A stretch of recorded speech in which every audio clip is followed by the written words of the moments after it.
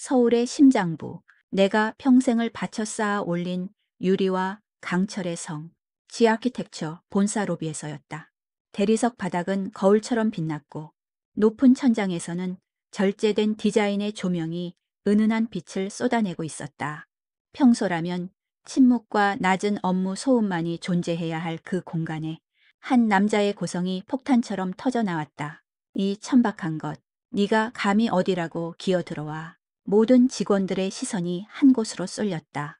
로비 중앙, 값비싼 이탈리아제 소파 옆에 한 여자가 금방이라도 부서질 것처럼 위태롭게 서 있었다. 이서연, 창백한 얼굴, 겁에 질려 파르르 떨리는 입술. 그녀는 사냥꾼에게 몰린 작은 짐승 같았다. 그리고 그 앞에는 최고급 맞춤 양복을 입은 중년 남성이 분노로 얼굴을 붉히며 서 있었다. 대한민국 경제계의 거물, 유성그룹의 이 회장이었다. 나는 내 집무실 통유리창 너머로 그 광경을 보고 있었다. 비서가 안절부절 못하며 들어와 상황을 보고했지만 나는 이미 모든 것을 꿰뚫어 보고 있었다. 이 회장의 목소리는 방음 처리된 유리를 뚫고 들어올 듯 기세등등했다. 당장 내 눈앞에서 사라지지 못해. 너 같은 건 내 딸도 아니야. 저런 놈 옆에 붙어서 뭘 어쩌겠다는 거야. 그가 말하는 저런 놈이 나라는 사실을 모를 사람은 없었다. 직원들은 숨을 죽인 채 이 드라마가 어떻게 끝날지, 그리고 그들의 냉혹한 대표가 어떻게 반응할지 지켜보고 있었다. 나는 자리에서 일어났다. 단 한치의 흐트러짐도 없는 걸음으로 집무실을 나와 엘리베이터를 타지 않고 비상계단을 이용해 로비로 향했다. 계단을 내려가는 동안 내 머릿속은 차갑게 식어 있었다. 분노도, 당황도 없었다. 오직 해결해야 할 문제만이 존재할 뿐이었다. 로비에 내 모습이 나타나자 공기가 얼어붙었다. 웅성거리던 소음이 거짓말처럼 사라졌다. 직원들은 홍해가 갈라지듯 길을 텄다. 나는 곧장 이 회장과 겁에 질린 서연 씨에게로 걸어갔다. 회장님, 내 목소리는 낮고 평온했다. 여기서 이러시면 곤란합니다. 회사의 얼굴이기도 한 공간입니다. 이 회장은 나를 발견하고는 코웃음을 쳤다. 그의 눈에는 경멸이 가득했다. 강지훈 대표, 자네가 내 딸을 꼬드긴 건가? 돈이면 다 되는 줄 아는 모양인데 사람 잘못 봤어. 나는 그의 말을 무시하고 내 뒤편으로 서연 씨를 감싸듯 반쯤 가려섰다. 그녀의 가느다란 어깨가 가늘게 떨리고 있었다. 서연 씨는 이제부터 저와 함께 있을 겁니다. 내 선언에 이 회장의 눈이 경악으로 물들었다. 로비에 있던 모든 사람들의 눈도 마찬가지였다. 그러니 그만 돌아가 주시죠. 그것은 부탁이 아닌 통보였다. 내 눈빛은 흔들리지 않았다. 한참 동안 나를 노려보던 이 회장은 결국 도끼 서린 한마디를 내뱉고는 획 몸을 돌려 로비를 떠났다. 두고 봐. 반드시 후회하게 만들어줄 테니. 거대한 폭풍이 휩쓸고 간 뒤 찾아온 정적. 나는 곁에 서 있는 여자에게 시선을 돌렸다. 여전히 공포에서 헤어나오지 못한 채 넋 나간 표정으로 서 있는 그녀. 이서연. 내 완벽하고 고요한 세계를 뒤흔든 유일한 변수. 이 모든 소란이 있기 전 나의 삶은 정밀하게 조율된 스위스 시계와 같았다. 강지훈. 48세. 자수성가한 건축가이자 지아키텍처의 대표. 사람들은 나를 성공의 표본이라 불렀다. 나는 매일 새벽 5시면 칼같이 눈을 떴다. 통유리창 너머로 서울의 스카이라인이 잠에서 깨어나는 모습을 무감각하게 바라보는 것으로 하루를 시작했다. 내가 사는 펜트하우스는 유명 잡지에도 소개될 만큼 완벽한 미니멀리즘을 자랑했다. 회색과 흰색, 검은색만이 존재하는 공간.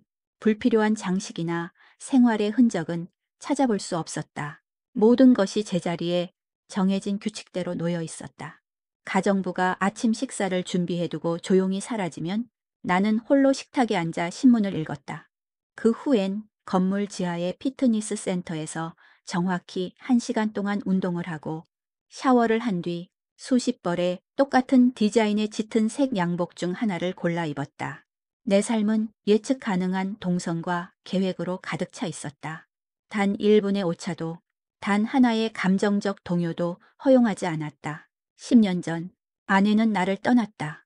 떠나면서 그녀가 남긴 마지막 말은 아직도 귓가에 선명했다. 당신은 사람이 아니라 벽이야. 완벽하게 쌓아 올린 차가운 벽. 나는 그 말을 부정하지 않았다. 어쩌면 그녀 말이 맞았다. 나는 감정을 드러내는 법을 몰랐고 타인의 감정을 이해하는데 서툴렀다. 감정은 불필요한 변수이자 약점이라고 생각했다. 유학 간 딸아이와는 일주일에 한 번 정해진 시간에 통화를 했다. 안부를 묻고 필요한 것은 없는지 확인하고 용돈을 보내주는 것으로 아버지의 역할을 다했다. 우리의 대화는 언제나 건조했고 그 이상 깊어지지 않았다. 회사에서도 나는 얼음 장벽으로 불렸다. 직원들은 나를 존경했지만 동시에 두려워했다. 나는 언제나 이성적이고 합리적인 판단만을 내렸다. 비즈니스 파티나 사교 모임에서 접근해오는 여자들도 많았다. 그들의 눈빛에 담긴 계산적인 욕망, 교태 섞인 웃음. 나는 그 모든 것을 꿰뚫어 보았고 철저히 무시했다. 그들은 내게 아무런 감흥도 주지 못하는 똑같은 유형의 인형들일 뿐이었다. 내게 유혹이란 존재하지 않았다. 나는 내가 쌓아 올린 견고한 성 안에서 안전했다. 고독했지만 평온했다. 나는 이 평온함이 영원히 지속될 것이라 믿었다. 한 여자가, 아니, 앳된 얼굴의 한 아이가 내 세상의 단단한 벽에 금을 내기 전까지는 모든 것은 아주 사소한 날카로운 쇳소리에서부터 시작되었다. 차가운 금속이 콘크리트 바닥에 부딪히는 소리. 킹이스. 기하는 그 날카로운 파열음이 내 고요한 세계를 침범한 첫 번째 소음이었다. 그날은 완벽한 가을 날씨였다. 나는 강남에 새로 올라가고 있는 지타워의 건설 현장을 시찰 중이었다. 지타워는 내 건축 철학의 집약체였다. 직선의 미학, 절제된 우아함, 그리고 한치의 오차도 없는 기능성. 내 설계도 위에서 완벽하게 구현되고 있는 건물을 바라보는 것은 내게 허락된 몇 안 되는 즐거움 중 하나였다. 안전모를 쓰고 현장을 둘러보는 내 뒤로 현장 소장과 임원들이 병풍처럼 따랐다. 나는 매의 눈으로 시공 상태를 점검했다. 철근의 강역, 용접 부위의 마감, 콘크리트의 질감까지 내 눈에는 아주 미세한 결함도 용납되지 않았다. 28층 외부 유리 마감은 언제쯤 시작할 겁니까? 예상보다 늦어지고 있는 것 같은데. 대표님, 곧 시작할 예정입니다. 지금은 임시 고용된 인력들이 마무리 청소 작업을. 현장 소장이 쩔쩔매며 대답하는 순간이었다. 바로 위층에서 무언가 떨어지는 소리가 들렸다. 짧고 날카로운 금속음. 곧이어 아래층에서 작업하던 인부의 놀란 고함 소리가 울려 퍼졌다. 내 미간이 저절로 찌푸려졌다. 현장에서의 안전사고는 내가 가장 혐오하는 것이었다. 그것은 통제의 실패를 의미했다. 무슨 소리입니까? 내 차가운 물음에 현장 소장의 얼굴이 하얗게 질렸다. 그는 다급하게 위층을 향해 소리쳤다. 어이, 거기, 무슨 일이야? 나는 그를 기다리지 않고 직접 계단을 성큼성큼 올라갔다. 분노가 차오르고 있었다. 이런 기본적인 안전관리조차 되지 않는다는 사실에 대한 분노였다. 내가 도착한 29층은 아직 골조가 훤히 드러나 있었고 몇몇 인부들이 건설 폐자재들을 치우고 있었다. 문제의 근원지는 창가 쪽에서 위태롭게 서서 작업하던 한 무리의 청소 인력들 사이에 있었다. 한 여자가 떨어뜨린 소의 파이프였다. 다행히 아래에 있던 인부의 안전모를 스쳐 지나가 큰 사고로 이어지진 않았지만 자칫했으면 인명사고가 날 뻔한 아찔한 순간이었다.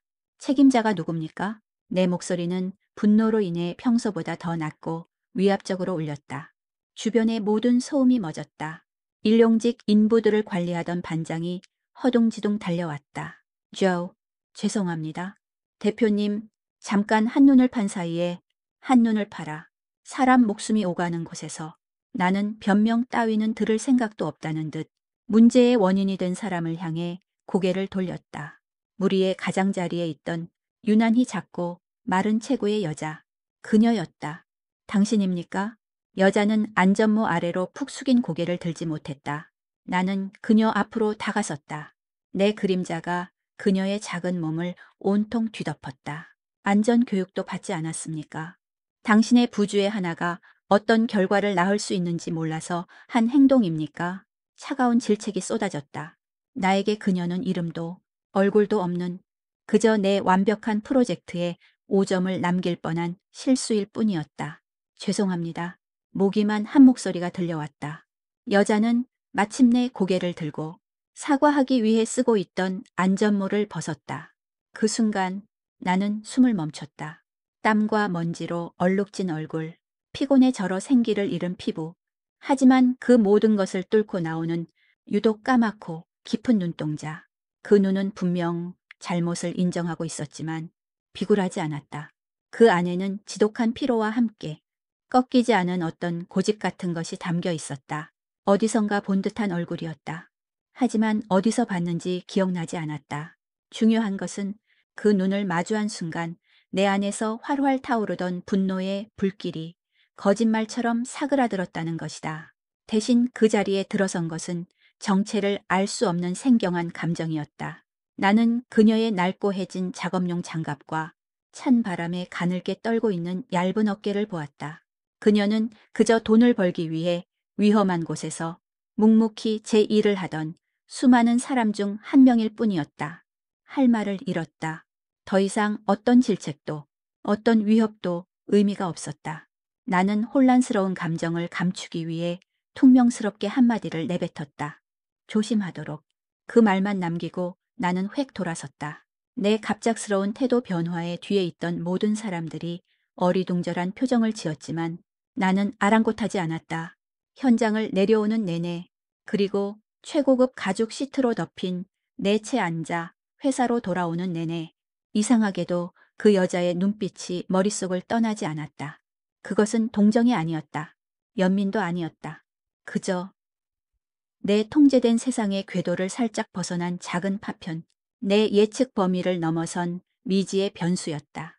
그날 오후 나는 여러 중요한 회의에 참석했지만 단 한순간도 온전히 집중할 수 없었다.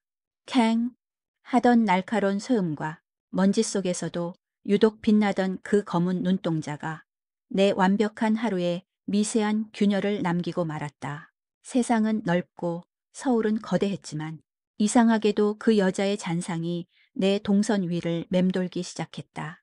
건설 현장에서의 그 짧은 마주침 이후 나는 의식적으로 그 일을 잊으려 노력했다. 그것은 내 통제된 삶에 끼어든 사소한 소음, 곧 사라질 불협화음일 뿐이라고 스스로에게 되뇌었다.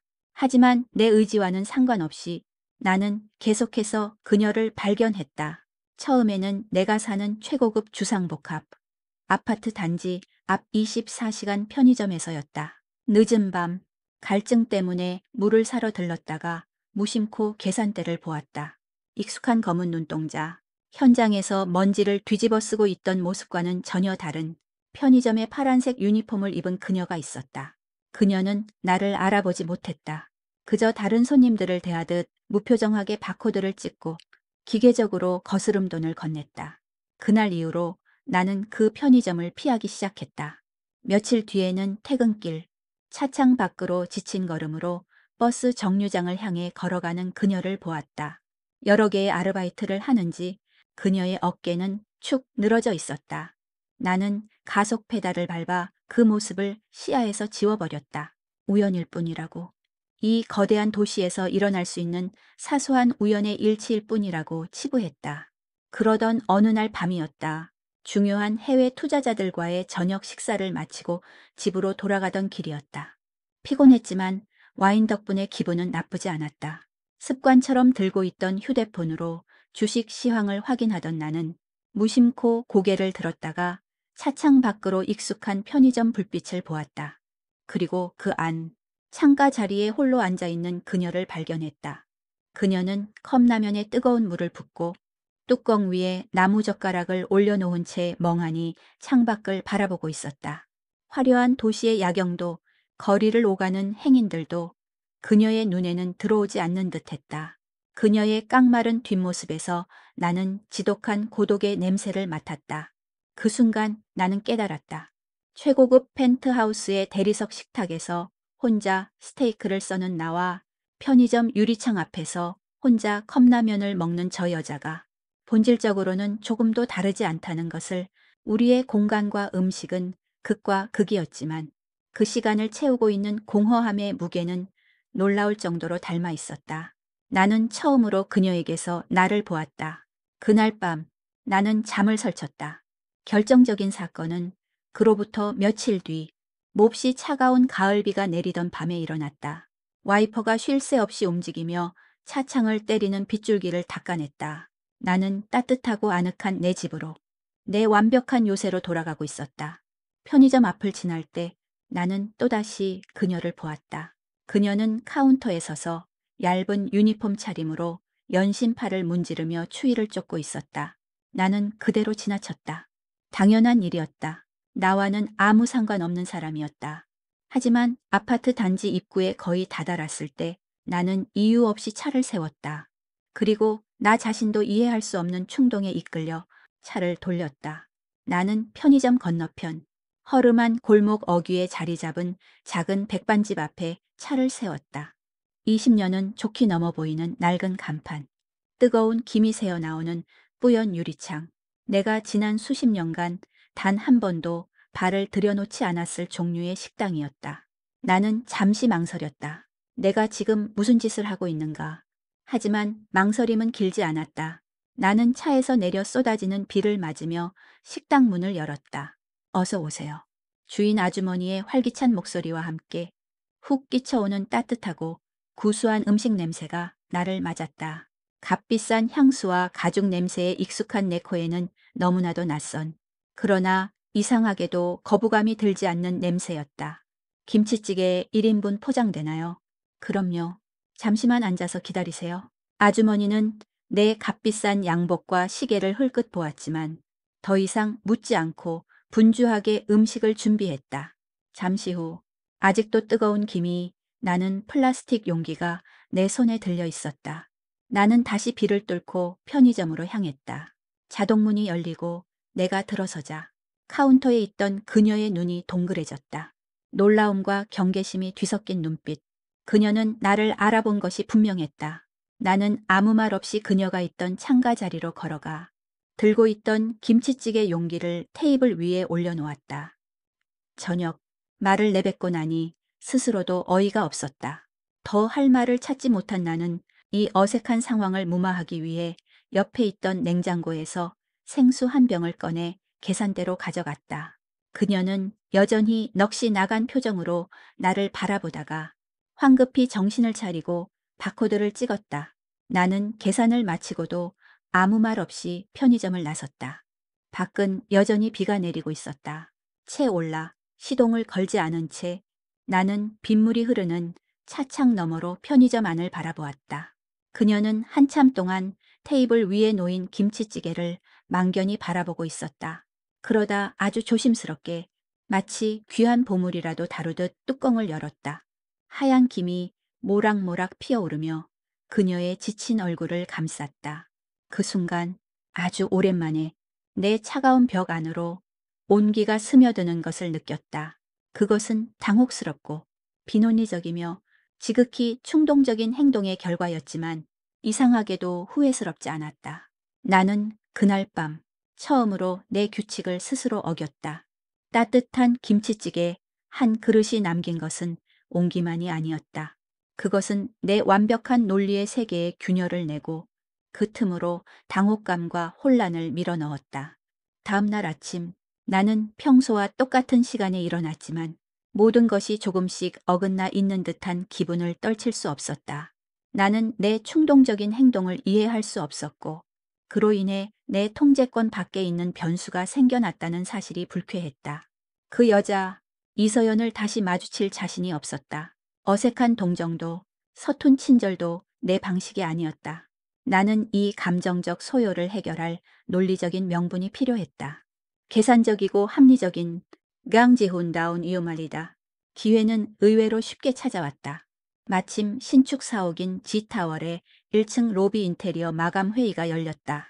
세계적인 디자이너가 설계한 로비는 차가운 대리석과 금속, 유리로 이루어져 G 아키텍처러의 정체성을 완벽하게 보여주고 있었다. 하지만 나는 어딘가 부족하다고 느끼고 있었다.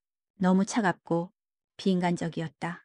방문객을 압도하기는 하지만 환영하지는 않는 공간이었다. 중앙 벽면에 그림을 하나 거는 게 좋겠습니다.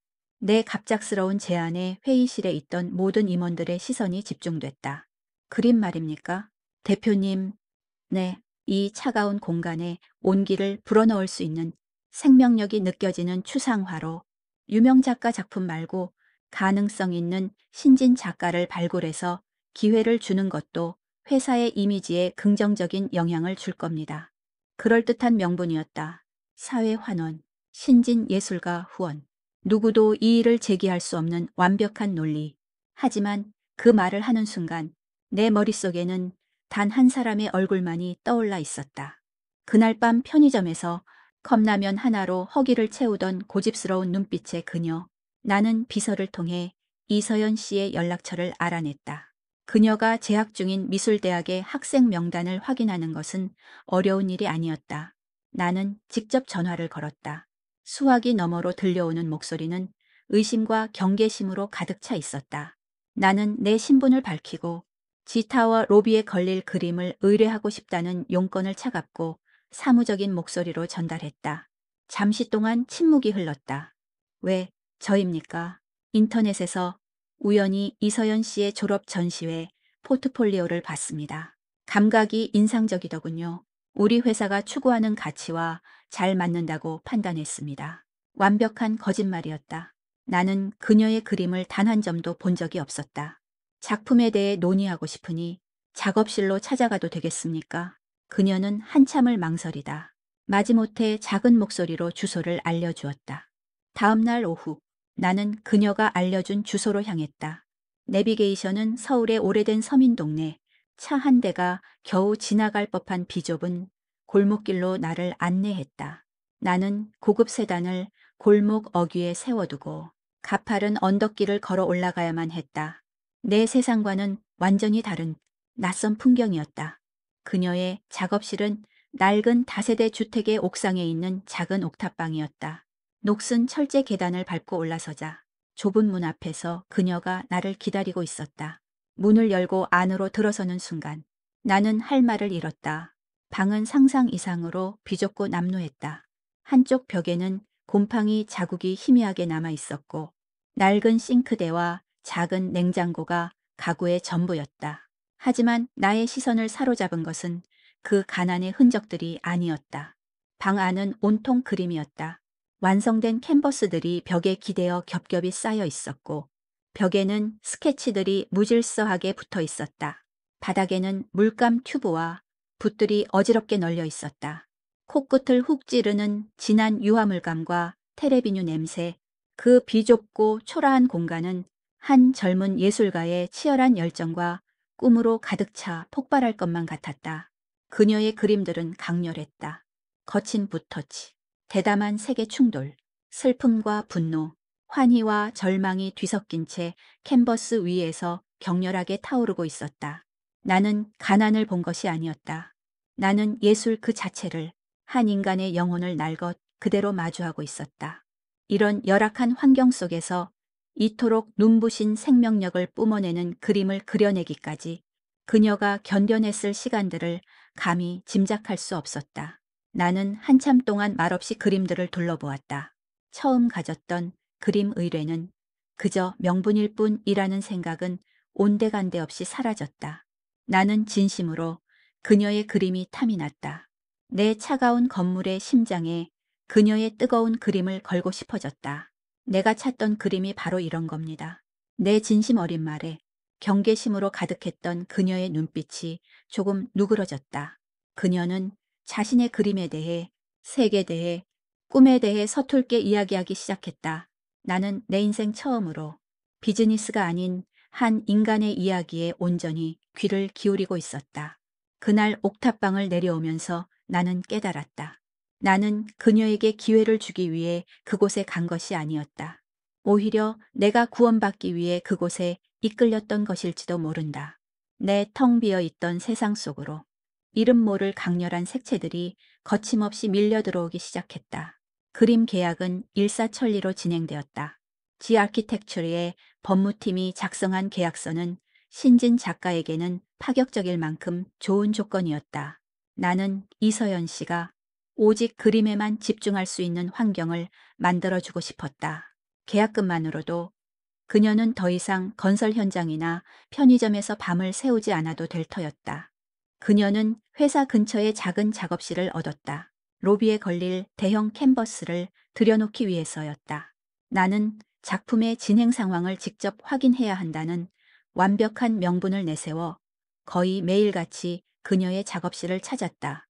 처음에는 정말 그림에 대한 이야기만 나누었다. 구도, 색감, 질감. 나는 건축가의 시선으로, 그녀는 화가의 시선으로 하나의 결과물을 향해 나아갔다. 하지만 우리의 대화는 어느새 그림이라는 울타리를 넘어서기 시작했다. 이 푸른색은 대표님이 설계하신 G타월의 유리창에 비친 새벽 하늘 같아요. 나는 그저 차가운 파란색이라고 생각했는데 서연 씨의 눈에는 하늘이었군요. 우리는 함께 미술관에 갔다.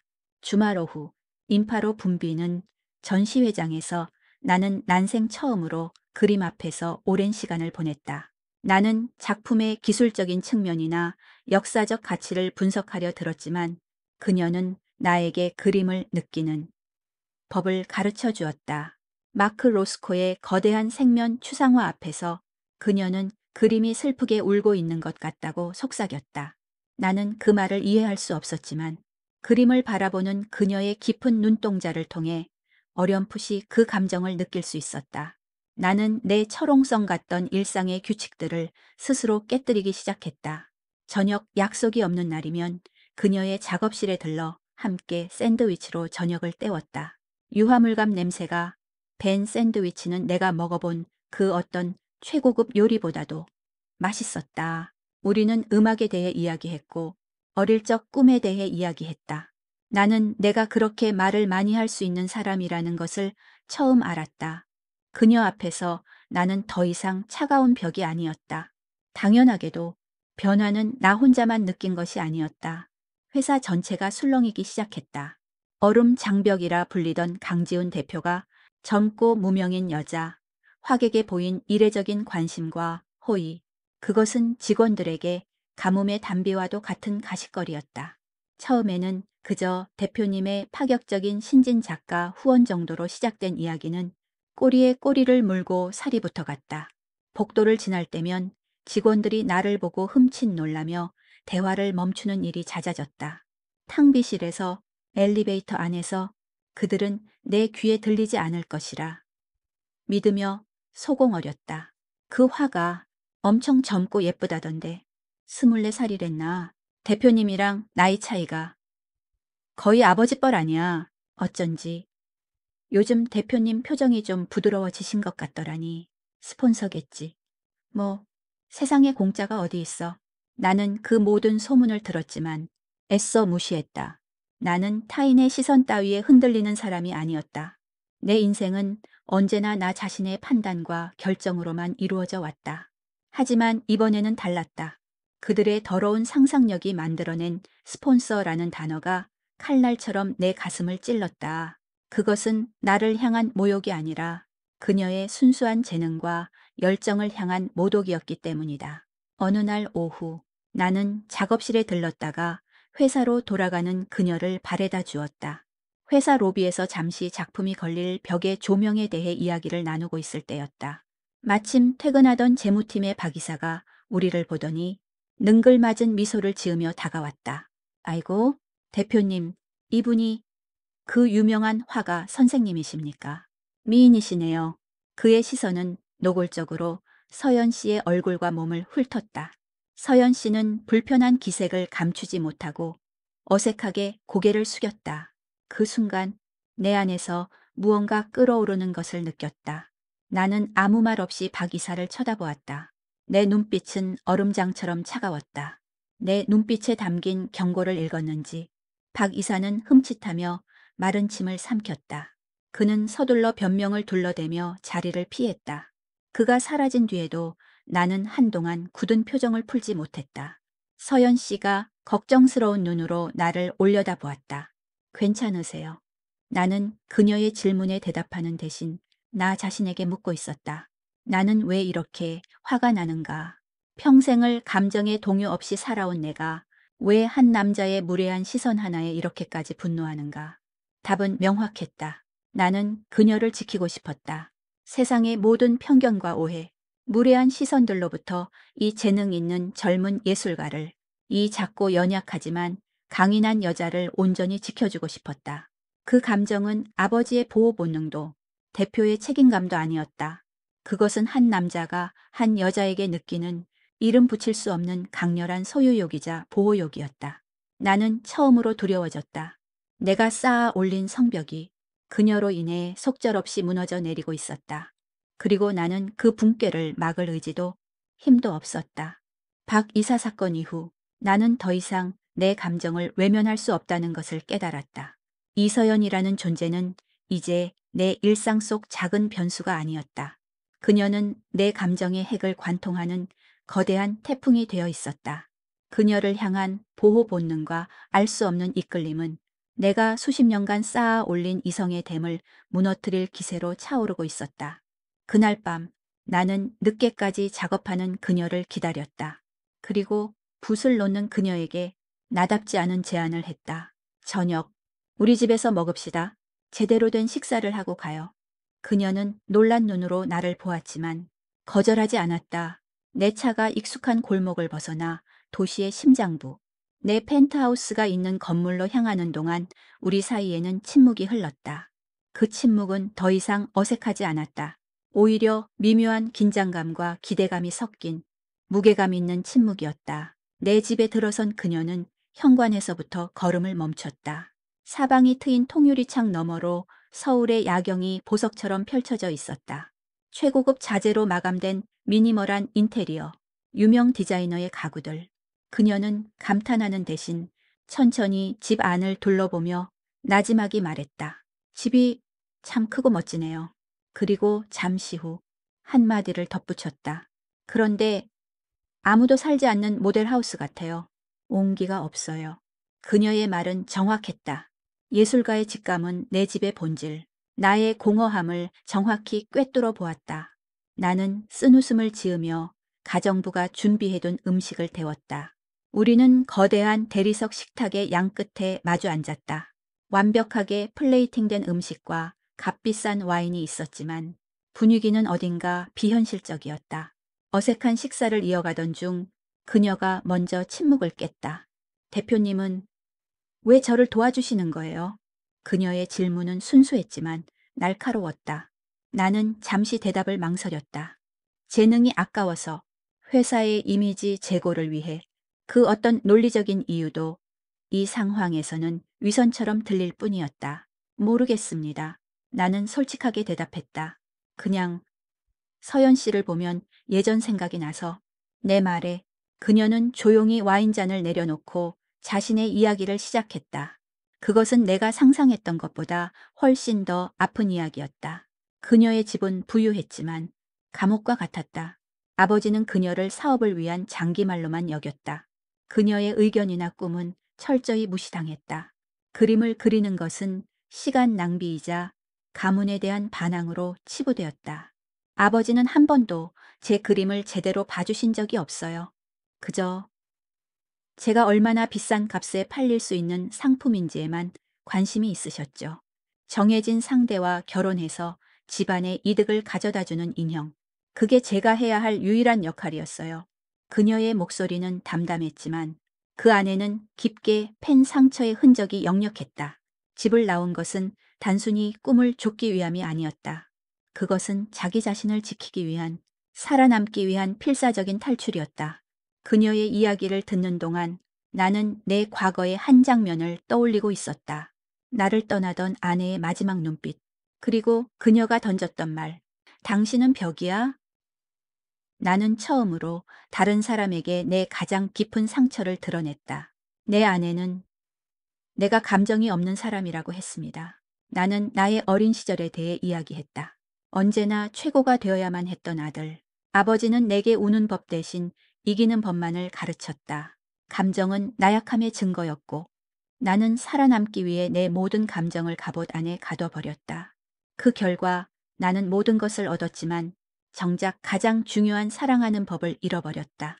나는 성공한 사업가였지만 좋은 남편도 좋은 아빠도 아니었습니다. 아내는 그런 내 곁에서 서서히 시들어갔죠. 나는 그녀가 왜 힘들어하는지조차 이해하지 못했습니다. 나는 벽이었으니까. 우리의 이야기가 끝났을 때 식탁 위에는 무거운 침묵이 내려앉았다. 하지만 그 침묵은 더 이상 공허하지 않았다. 서로의 보이지 않는 상처를 확인하고 조용히 보듬어주는 이해와 공감의 침묵이었다. 나이도, 지위도, 환경도 다른 우리였지만 우리는 사랑받지 못한 아이라는 본질적인 고독 안에서 완벽하게 연결되어 있었다. 나는 자리에서 일어나 그녀가 앉은 곳으로 다가갔다. 그리고 아주 조심스럽게 그녀의 가느다란 손 위로 내 손을 포겠다. 그녀는 놀라지 않았다. 오히려 당연하다는 듯 내 손을 마주 잡아주었다. 그날 밤 텅 비어 있던 내 거대한 펜트하우스에 처음으로 온기가 돌기 시작했다. 우리는 더 이상 후원자와 수혜자가 아니었다. 서로의 가장 깊은 상처를 알아본 세상에 단 둘뿐인 영혼의 동반자였다. 우리가 서로의 상처를 확인한 그날 밤 이후 세상의 시간은 다르게 흐르기 시작했다. 내 삭막했던 펜트하우스에는 그녀가 좋아한다던 프리지아 꽃이 놓였고 텅 비어 있던 서재에는 미술사 관련 서적들이 채워지기 시작했다. 그녀의 작업실에서 함께 샌드위치를 먹는 것은 우리의 소박한 의식이 되었다. 나는 그녀가 그림을 그리는 모습을 오랫동안 지켜보곤 했다. 작은 체구에서 뿜어져 나오는 그 열정적인 에너지는 내 메마른 영혼에 생명수를 부어주는 것만 같았다. 우리의 관계는 정의되지 않았다. 연인이라기엔 너무 조심스러웠고 친구라기엔 서로를 바라보는 눈빛이 너무 깊었다. 하지만 우리는 알았다. 우리는 서로에게 세상의 유일한 이해자이자 안식처가 되어주고 있다는 것을.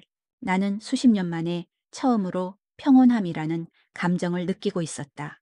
하지만 그 평온함은 폭풍전야의 고요함에 불과했다. 그날 오후 나는 집무실에서 중요한 계약 서류를 검토하고 있었다. 비서가 인터폰으로 다급한 목소리를 전해왔다. 대표님, 유성그룹의 이선우 상무님께서 찾아오셨는데 약속이 없으셔서. 말이 채 끝나기도 전에 집무실 문이 거칠게 열렸다. 30 중반쯤 되어 보이는 잘난 체하는 기색이 역력한 남자가 성큼성큼 걸어 들어왔다. 이서연 씨의 사진을 통해 본 적 있는 얼굴, 그녀의 오빠, 이선우였다. 나는 말없이 의자에서 일어나 그를 마주했다. 그의 눈에는 나를 아래 위로 훑어보는 경멸과 오만함이 가득했다. 강지훈 대표님 되시죠? 얘기는 많이 들었습니다. 그의 말투는 비꼬는 듯했다. 그는 내 허락도 없이 소파에 털썩 주저앉아 다리를 꼬고 나를 올려다보았다. 본론부터 말씀드리죠. 제 동생 서연이한테서 떨어져 주십시오. 나는 대답하지 않고 그를 바라보았다. 그의 다음 말을 기다렸다. 그는 헛웃음을 치며 안주머니에서 수표첩을 꺼내 테이블 위로 던졌다. 백지 수표였다. 얼마면 되겠습니까? 늙은 남자의 값싼 동정심이나 욕정을 채우는데 필요한 돈이 얼마인지 말씀해 보시죠. 액수는 얼마든지 적으셔도 좋습니다. 스폰서. 회사에 떠돌던 그 더러운 단어가 그의 입을 통해 내 면전에 비수처럼 날아와 박혔다.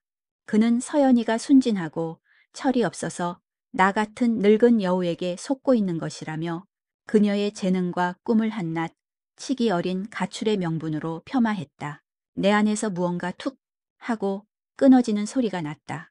평생을 지켜온 냉철한 이성의 갑옷에 선명한 균열이 생기는 순간이었다. 내 몸의 모든 피가 머리로 쏠리는 듯한 아찔한 분노. 나는 천천히 책상을 돌아 그에게 다가갔다. 그리고 테이블 위에 놓인 백지 수표를 집어들었다. 이선우는 만족스러운 미소를 지었다. 역시 돈으로 해결되지 않는 일은 없다는 듯한 역겨운 미소였다. 나는 그의 눈을 똑바로 쳐다보며 수표를 천천히 그리고 아주 정확하게 반으로 찢었다. 그리고 또 한 번 조각난 종이들이 그의 발치 앞으로 나비처럼 흩날렸다. 그의 얼굴에서 미소가 사라졌다. 당황과 분노가 그 자리를 대신했다. 지금 무슨 짓입니까?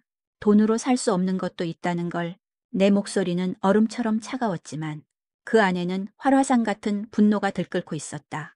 당신 같은 사람은 평생 이해하지 못하겠지. 나는 찢어진 수표 조각들을 내려다보며 말을 이었다. 서연 씨는 당신들한테서 도망친 게 아니야. 자기 자신을 지켜낸 거지. 그림을 그리고 싶다는 그 소박한 꿈조차 짓밟고 그녀를 상품으로만 취급한 당신들에게서 말이야. 뭐라고? 나가. 그리고 다시는 내 앞에, 서연 씨 앞에 나타나지 마. 한 번만 더 그녀를 괴롭히면 그땐 나도 당신들 유성그룹을 가만두지 않을 테니. 그것은 단순한 경고가 아니었다. 내 모든 것을 건 선전포고였다. 이선우는 잠시 충격에 빠진 듯 말을 잇지 못하다가 이내 얼굴을 불그락 푸르락하며 자리에서 일어났다. 그는 후회하게 될 거야. 라는 상투적인 악담을 남기고 사무실을 뛰쳐나갔다. 그가 사라진 집무실에는 무거운 침묵만이 남았다. 나는 가늘게 떨리는 내 손을 내려다보았다. 수십 년 만에 처음 느껴보는 격렬한 감정의 후폭풍이었다. 나는 비로소 깨달았다. 내가 그녀에게 느끼는 감정이 단순한 동정이나 연민 혹은 보호 본능을 넘어섰다는 것을. 나는 그녀를 사랑하고 있었다. 그리고 이제 그 사랑을 지키기 위한 전쟁이 시작되었음을 직감했다. 나는 통유리창 앞으로 다가가 서울의 정형을 내려다보았다. 언제나처럼 고독하고 무심하게 나를 내려다보던 도시. 하지만 이제 더 이상 외롭지 않았다. 나는 지켜야 할 사람이 생겼다. 싸워야 할 이유가 생겼다. 내 인생의 후반전은 이제 막 시작되고 있었다. 이선우가 다녀간 뒤 며칠 동안은 폭풍이 지나간 듯 고요했다. 하지만 나는 알았다. 이것은 끝이 아니라 시작이라는 것을. 유성그룹의 이 회장은 아들처럼 어리석게 행동하지 않을 터였다. 그는 훨씬 더 교활하고 잔인한 방법으로 나를 그리고 서연 씨를 공격해 올 것이 분명했다. 나는 내 모든 네트워크를 동원해 유성그룹의 동향을 파악하기 시작했다. 전쟁은 이미 시작되었고 나는 방어할 준비를 해야만 했다. 서연 씨에게는 아무 말도 하지 않았다. 그녀의 맑은 눈에 두려움의 그림자를 들이우고 싶지 않았다. 나는 그저 평소처럼 그녀의 작업실을 찾았고 함께 그림에 대해 이야기하며 그녀가 안심할 수 있도록 노력했다. 결전의 날은 예상보다 빨리 그리고 훨씬 더 요란한 방식으로 찾아왔다. 그날 오후 서연 씨는 로비벽의 실측 사이즈를 다시 한번 확인하기 위해 회사에 들렀다. 우리는 잠시 후 함께 점심을 먹기로 약속한 상태였다. 나는 집무실 창가에 서서 로비에 서 있는 그녀의 모습을 흐뭇하게 바라보고 있었다. 거대한 공간에 홀로 서 있는 그녀는 작았지만 자신의 작품이 걸릴 공간을 바라보는 눈빛은 그 누구보다 빛나고 있었다. 바로 그때였다. 회사의 회전문을 거칠게 밀치고 익숙한 얼굴의 남자. 이 회장이 들어섰다.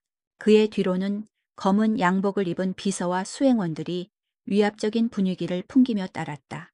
그는 로비에 들어서자마자 매처럼 사위를 훑더니 곧장 서연 씨를 발견하고는 성큼성큼 다가갔다. 나는 심장이 쿵 하고 내려앉는 것을 느꼈다. 내 심장은 차갑게 뛰고 있었다. 이것은 비즈니스가 아니었다.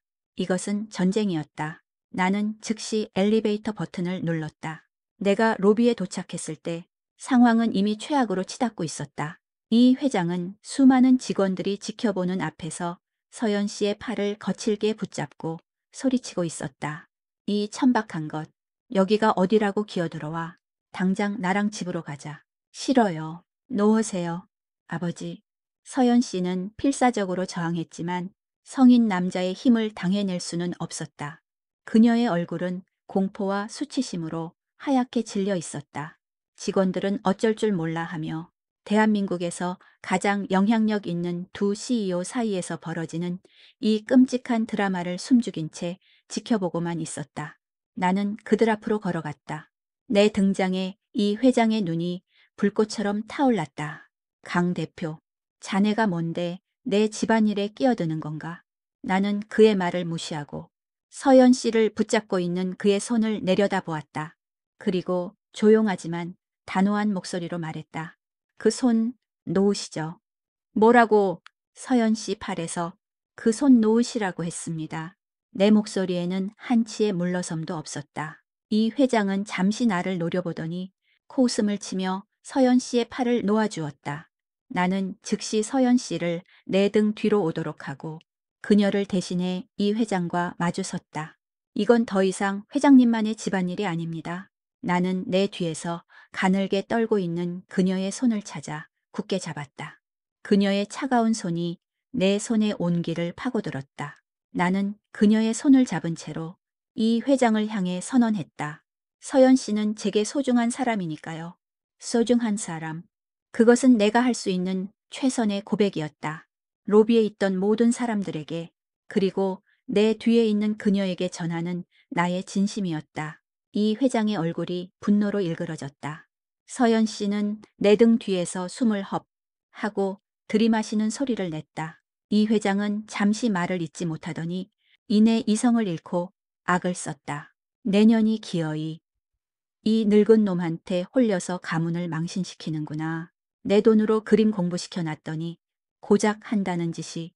나는 그의 폭언을 막아섰다. 회장님이야말로 서연 씨의 재능과 꿈을 돈으로만 재단하지 마십시오.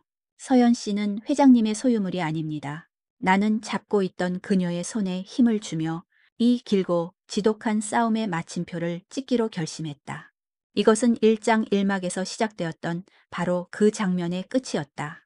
서연 씨는 이제부터 저와 함께 있을 겁니다. 그만 돌아가 주시죠. 내 마지막 선언에 이 회장은 결국 무너졌다. 그는 더 이상 아무 말도 하지 못하고 분노로 떨리는 손으로 나를 가리키다가 결국 뒤돌아 수행원들과 함께 회사를 떠났다. 거대한 태풍이 지나간 로비에는 침묵만이 흘렀다. 수십 명의 직원들이 여전히 우리를 쳐다보고 있었지만 나는 아무렇지도 않았다. 나는 천천히 뒤를 돌아 서연 씨를 바라보았다. 그녀는 울고 있었다. 하지만 그 눈물은 더 이상 두려움과 공포의 눈물이 아니었다. 충격과 안도감, 그리고 그녀의 검은 눈동자 속에서 피어나는 따뜻한 무언가. 나는 빈 다른 손을 들어 그녀의 뺨에 흐르는 눈물을 조용히 닦아주었다. 우리는 그렇게 한참 동안 세상의 모든 소음이 사라진 로비 한가운데서 서로를 마주보고 서 있었다. 전쟁은 끝났다. 이제 남은 것은 이 폐허 위에서 우리 둘의 세상을 함께 다시 쌓아 올리는 일뿐이었다. 로비의 시간은 멈춰버린 듯했다. 수십 명의 눈동자들이 만드는 침묵의 무게를 뚫고 나는 서연 씨의 손을 잡은 채 회사 밖으로 걸어 나왔다. 마치 전쟁터에서 생존자를 부축해 나오는 군인처럼 우리는 내채 올랐고 나는 아무 목적지 없이 차를 몰기 시작했다. 차 안의 공기는 무거웠지만 불편하지 않았다. 우리는 말이 없었다. 어떤 위로도, 어떤 설명도 필요 없는 순간이었다. 우리는 방금 같은 전쟁을 치른 전우였고 서로의 존재 자체가 가장 큰 위안이었다. 나는 그저 묵묵히 운전을 했고 그녀는 창밖으로 스쳐 지나가는 도시의 풍경을 멍하니 바라보았다. 고요함은 오래가지 않았다. 내 휴대폰이 미친 듯이 울리기 시작했다. 발신자는 지아키텍처의 주요 투자자, 오랜 비즈니스 파트너, 언론사의 기자 등 다양했다. 소문은 이미 무서운 속도로 퍼져나가고 있었다. 강지훈 대표, 유성그룹과 전면전 선포. 나는 대부분의 전화를 받지 않았다. 몇 통의 중요한 전화는 블루투스 이어폰으로 짧게 응대했다. 내 대답은 언제나 같았다. 개인적인 일입니다. 회사에는 아무런 피해가 가지 않을 겁니다. 나는 내 목소리가 흔들리지 않도록 온 신경을 집중했다. 그 중에는 해외에서 유학 중인 딸에게서 온 전화도 있었다. 아빠, 무슨 일이에요? 인터넷에 아빠랑 어떤 여자 사진이 계속 뜨는데 딸의 목소리에는 걱정과 혼란, 그리고 약간의 비난이 섞여 있었다. 신경 쓰지 않아도 된다. 신경이 안 쓰이게 생겼어요. 상대가 유성그룹이라면서요? 도대체 누구예요? 그 여자는. 나는 잠시 룸미러로 조수석에 앉은 서연 씨를 보았다. 그녀는 눈을 감은 채 모든 소음으로부터 자신을 격리시키려 애쓰고 있었다. 좋은 사람이야? 그걸로 충분하다. 내 단호한 대답에 딸은 더 이상 묻지 못했다. 나는 전화를 끊고 잠시 차를 길가에 세웠다. 미안해요. 그녀가 먼저 침묵을 깼다. 감고 있던 눈을 뜬 그녀의 눈가가 붉었다. 저 때문에 대표님만 곤란하게 되셨어요. 그녀의 목소리에는 깊은 죄책감이 배어 있었다. 나는 그녀를 향해 몸을 돌려 그녀의 두 눈을 똑바로 바라보았다. 서연 씨 때문이 아니에요. 이건 내 선택이었습니다. 나의 고백에 그녀의 눈동자가 흔들렸다. 후회하지 않아요. 단 한순간도. 그날 밤 우리는 내 펜트하우스로 돌아왔다. 나는 난생 처음으로 부엌에 서서 서툰 솜씨로 파스타를 만들었다. 그녀는 그런 내 모습을 보며 조용히 미소 지었다. 우리는 그날 로비에서 있었던 일에 대해 더 이상 이야기하지 않았다. 대신 음악을 들었고 영화를 보았고 시시콜콜한 이야기를 나누었다. 그녀는 무심코 소파 위에 흩어져 있던 쿠션을 가지런히 정리했고 내가 읽던 책을 책장에 바로 꽂아두었다. 그녀의 사소한 손길 하나하나가 내 차가운 공간에 온기를 불어넣고 있었다. 나의 완벽한 모델 하우스는 서서히 사람 사는 집의 온기를 띠기 시작했다. 그녀는 더 이상 나의 보호를 받기만 하는 연약한 존재가 아니었다. 늦은 밤 서류를 보고 있는 내게 그녀는 따뜻한 차 한 잔을 가져다 주었다. 너무 무리하지 마세요. 그녀의 나지막한 목소리는 그 어떤 위로보다도 더 깊게 내 마음에 스며들었다. 우리는 서로를 지키고 서로를 보살피기 시작했다. 진정한 파트너가 되어가고 있었다. 그날 밤 우리는 소파에 기댄 채 함께 음악을 듣다가 나란히 잠이 들었다. 한밤중에 잠시 눈을 떴을 때 나는 내 어깨에 기대어 고른 숨을 내쉬며 잠든 그녀를 보았다. 나는 소파 뒤편에 있던 담요를 가져와 그녀와 내 몸 위로 조심스럽게 덮어주었다. 창밖에서는 여전히 세상의 폭풍우가 몰아치고 있을 터였다. 내일 아침이면 수많은 문제들이 나를 기다리고 있을 것이다. 하지만 나는 두렵지 않았다. 내 품에 잠든 이 작은 온기, 이 사람만 있다면 나는 세상 그 어떤 폭풍우와도 맞서 싸울 수 있을 것 같았다. 수십 년간 나를 짓누르던 지독한 고독이 사라진 자리에 따뜻하고 충만한 평화가 조용히 내려앉고 있었다. 로비에서 있었던 그날의 소동 이후 1년이라는 시간이 흘렀다. 세상의 폭풍은 우리가 생각했던 것보다 싱겁게 잦아들었다. 유성그룹의 이 회장은 더 이상 우리 앞에 나타나지 않았다. 아마도 자신의 행동이 오히려 딸을 영원히 잃게 만들었다는 것을 깨달았거나 혹은 내 법무팀이 보내온 업무상 방해 및 명예훼손에 대한 경고장이 효과가 있었을지도 모른다. 비즈니스계의 가십은 새로운 먹잇감을 찾아 떠나갔고 직원들은 이제 내 옆에 서 있는 서연 씨의 존재를 당연하게 받아들였다. 가장 큰 변화는 G타워 로비에서 일어났다. 중앙 벽면에는 이제 그녀의 그림이 걸려 있었다. 새벽의 숨결이라는 제목의 그 거대한 추상화는 보는 사람을 압도하는 강렬한 생명력으로 가득 차 있었다. 차가운 대리석과 금속으로 이루어진 공간은 그녀의 그림으로 인해 비로소 따뜻한 심장을 갖게 되었다. 그림은 평단의 극찬을 받았고 이서연은 단숨에 가장 주목받는 신진 작가로 떠올랐다. 하지만 나에게 가장 중요한 변화는 나의 집에서 일어나고 있었다. 한때 아무도 살지 않는 모델하우스 같았던 나의 펜트하우스는 이제 더 이상 내 것이 아니었다. 우리의 것이었다. 회색 소파 위에는 그녀가 좋아하는 알록달록한 쿠션과 담요가 놓여 있었고 서재 한쪽 구석은 그녀의 작은 화구들로 채워져 아늑한 혼돈을 이루고 있었다. 창계는 이름 모를 작은 화초들이 자라나고 있었고 정막만이 흐르던 공간에는 그녀가 흥얼거리는 노랫소리와 은은한 음악이 흐르곤 했다. 어느덧 익숙해진 풍경이었다. 나는 퇴근 후 텅 빈 집으로 돌아오는 대신 현관문 앞에서부터 풍겨오는 맛있는 음식 냄새에 미소 짓는 남자가 되었다. 그날 저녁도 그랬다. 내가 막 샤워를 마치고 나왔을 때 그녀는 주방에서 된장찌개를 끓이고 있었다. 나는 자연스럽게 그녀의 등 뒤로 다가가 허리를 감싸 안았다. 그녀는 익숙하다는 듯 내 어깨에 머리를 기댔다. 다녀오셨어요. 거의 다 됐어요. 내가 도울 건 없고, 저기 양파 좀 썰어줄래요? 당신 칼질 실력 아직 믿을 수 없으니까 조심하고. 그녀의 짓궂은 농담에 우리는 함께 웃었다. 나는 서툰 솜씨로 양파를 썰었고 눈이 매워 쩔쩔맸다.